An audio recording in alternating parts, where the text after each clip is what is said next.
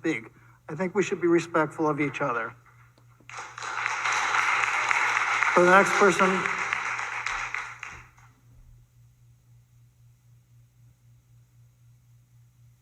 Brother, disappointed. My name's Dr. Sean Brooks, PhD, Oxford. I have 48 publications, including 23 books. I've studied health, medicine, anatomy, and physiology for approximately 21 years.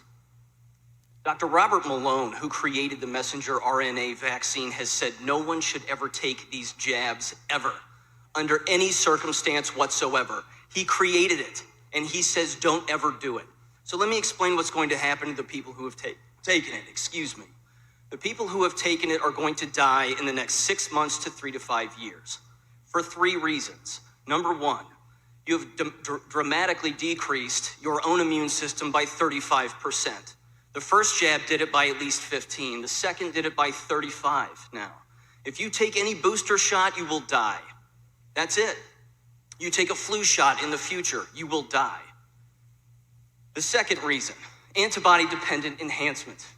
Antibody-dependent enhancement is what is happening with these jabs with everybody who has taken them. Unless, of course, you've taken a placebo, but there's no way that you would know that.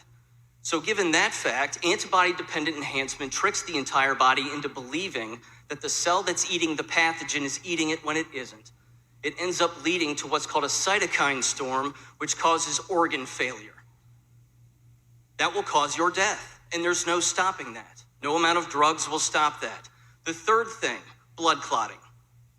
Everyone who has taken the jabs is blood clotting. If you don't believe me, there's a way you can find out.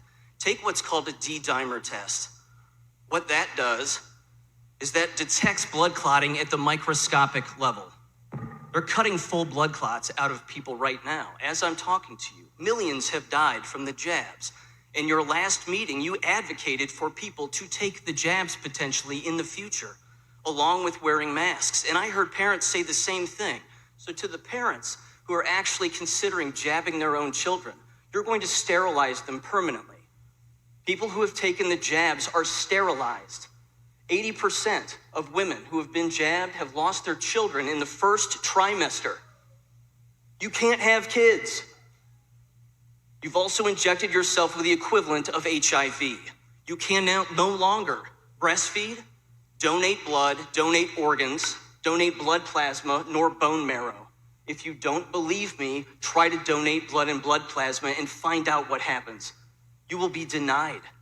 Unless, of course, you live in California, in which case they're allowing people to donate toxic blood with spike proteins in it. The jabs create spike proteins. They're in the jabs themselves.